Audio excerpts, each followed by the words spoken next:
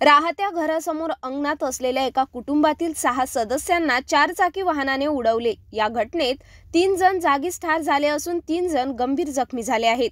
ही घटना अमरावती जिल्ह्यातील दर्यापूर तालुक्यातील नाचोना गावात घडली। या घटनेमुळे परिसरात एकच खळबळ उडाली आहे। ही घटना पूर्ववैमनस्यातून घडली असल्याचा आरोप करण्यात येत आहे। मारेकरी हा गावात अवैध दारू विक्रेता असल्याची प्राथमिक माहिती समोर आली आहे।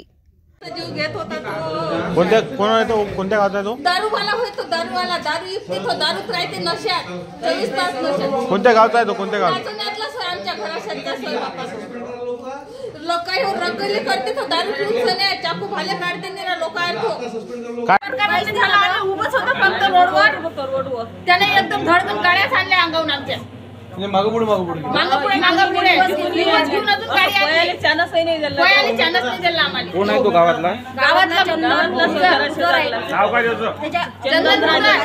काय करते? दारूचा धंदा करते तो। कोण्या गावचा? नाचवण्याचा।